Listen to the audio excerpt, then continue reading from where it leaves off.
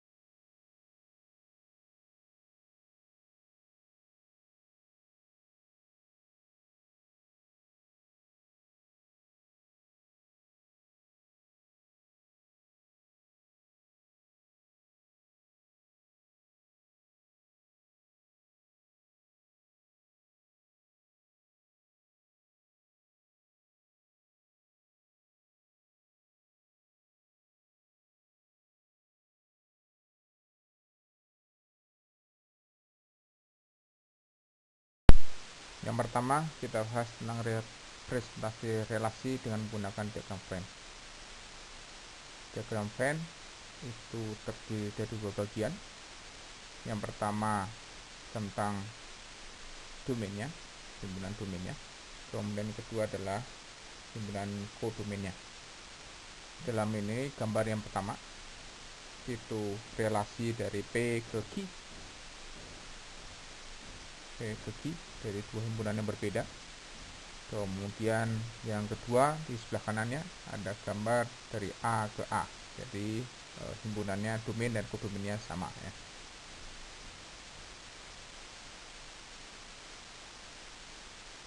Representasi yang kedua adalah kita gunakan pasangan terurut.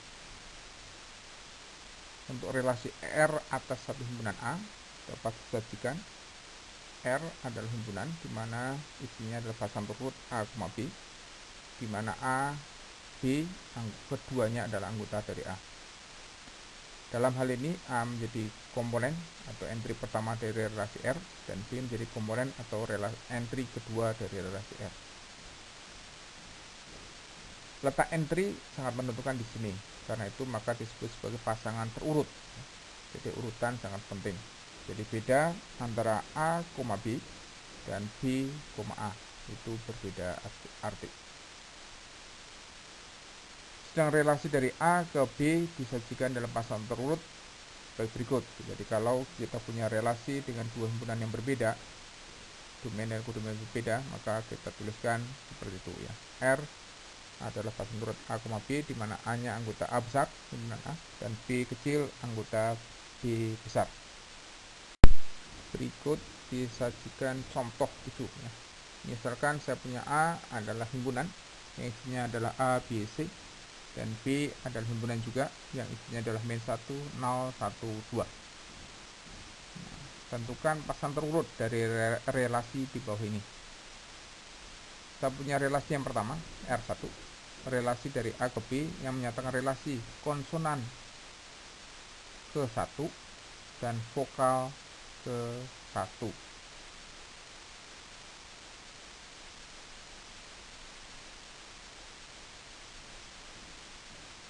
Ya. Konsonan itu ke min 1 dan vokal ke 1. Kemudian yang kedua, relasi R2, relasi dari B ke A yang menyatakan relasi setiap bilang genap ke vokal sedangkan setiap bilang ganjil ke konsonan. Maka jawabnya kita dapatkan pasangan terurut R1 nya adalah himpunan di mana isinya adalah pasangan terurut A1 ya, karena A nya adalah vokal ke 1, B min 1 karena B nya adalah konsonan ya. Jadi ke min 1, C adalah konsonan juga, maka pasangannya dengan min 1. Pada relasi yang kedua, ini dibalik dari B ke A, maka saya dapatkan min 1 ke B. Kenapa? Karena dia tidak genap ya. Kalau tidak genap, dia ke konsonan ya. Kemudian min 1 juga ke C sekaligus juga, karena dia konsonan juga kan, C nya kan konsonan. Kemudian 0 karena dia anggap genap, maka dia ke vokal yaitu A. Kemudian 1 itu ke B dan juga ke C. Kemudian 2 itu ke A karena dia adalah genap. Berikutnya contoh 8. Misalkan saya punya A adalah himpunan 1, 2, 3, 4. R ada relasi atas himpunan A, jadi satu himpunan ya, domain dan kodomainnya sama. Diberikan dengan rumus sebagai berikut. R adalah relasi yang isinya adalah pasangan terurut A, B, di mana A harus lebih besar sama dengan B dan A, B anggota A. Nah, tentukan himpunan pasangan terurut relasi ini. Maka kita dapatkan jawabannya adalah R adalah himpunan yang isinya pasangan terurut 4,4, kemudian 4,3 karena 4 lebih besar dari 3, oke. Kemudian 4,2 karena 4 lebih besar dari 2. Kemudian 4,1 sama ya, karena kemudian 3,3, 3,2, 3,1, kemudian 2,2, 2,1 dan 1,1. Representasi yang ketiga kita gunakan matriks 0, 1 ya, 1, 0, 0, 1. Matriks Jeroen berlaku untuk relasi atas satu himpunan ya, yang akan membentuk matriks Josangkar dengan aturan entry pada matriks ditentukan sebagai berikut. Jika kita punya A, B anggota R, maka baris A dan kolom B diberi tanda 1. Sedangkan jika A, B bukan anggota R, maka baris A dan kolom B diberi tanda 0. Ya. Jadi A, B itu bukan anggota R, maka sel yang isinya adalah baris ke A dan kolom ke B diberi tanda 0. Contoh 9, buatlah matriks Jeroen pada contoh ke-8, yaitu relasinya adalah lebih besar sama dengan, maka kita buat matriksnya, kolomnya 1, 2, 3, 4, barisnya 1, 2, 3, 4. Kemudian karena harus lebih besar sama dengan, maka 1 lebih besar daripada 1, 2 lebih besar daripada 1, 2 lebih besar sama dengan 2, oke, 1 ya, 3 lebih besar daripada 1, 3 lebih besar dari 2, 3 lebih besar sama dengan 3 ya, dan seterusnya, sehingga matriks Jeroennya adalah seperti di bawah itu. Jadi saya punya bagian atasnya 0 semua, bagian bawahnya adalah 1 semua, termasuk diagonal utamanya. Representasi relasi yang keempat kita gunakan tabel ya. Kolom pertama adalah daerah asal dan kolom kedua adalah daerah hasil ya. Kolom pertamanya kita dapatkan 1, 2, 3, 4, 5, 6, 7 itu daerah asalnya. Kemudian 2, 4, 6, 8, 10, 12, 14 itu adalah hasilnya. Oke. Relasi yang kelima kita gunakan graf berarah. Relasi pada sebuah himpunan dapat dinyatakan dengan graf berarah atau dari graf atau di graf ya. Graf berarah tidak digunakan untuk menyatakan relasi dari satu himpunan ke himpunan yang lain. Jadi khusus untuk himpunan ke satu himpunan ya. Domain dan kodomennya sama. Dalam penjelasan ini kita punya domain dan kodomennya adalah himpunan yang isinya 1, 2, 3, 4 ya. Titik-titiknya diperlihatkan. Oke. Kemudian di situ terlihat bahwa saya punya anak panahnya, ada panahnya. Jadi dalam hal ini kalau di elemen 1 atau anggota yang pertama kita dapatkan ada lengkungan balik lagi ke dirinya. Ini disebut sebagai loop. Kalau dalam bentuk pasan turut maka ditulis 1 ke 1. Kemudian dari 4 ke 1 ya kan. Itu berarti dari titik keempat anggota yang keempat ke 1. Oke. Jadi semuanya menyatakan itu. Jadi panah itu menyatakan asalnya dari mana dan hasilnya seperti apa ya. 41, 43, 42 itu ada panahnya ya. 21, 23 21, 32 ya. Pada contohnya 10 ini kita diberikan pasangan terurut. Oke, kemudian himpunannya kita sebutin ABCD. Maka relasi R-nya di dalam graf berarah kita bisa tuliskan seperti itu ya. Jadi A ke A itu mendapatkan loop, A ke B, ada B ke A ya, balik lagi jadi berputar ya. Kemudian dari B ke D ada, dari D ke B ada, tapi dari B ke C ada, C ke B tidak ada ya. Begitupun C ke D ada, tapi D ke C nggak ada. Kemudian C ke B, C ke A, oke. A ke C tidak ada. Jadi ada 5 representasi yang diberikan. Ada diagram Venn, ada pasang terurut, ada Jeroen, kemudian ada digraf. Oke. Ada 5 itu. Dan semoga bisa dimengerti dengan baik. Terima kasih.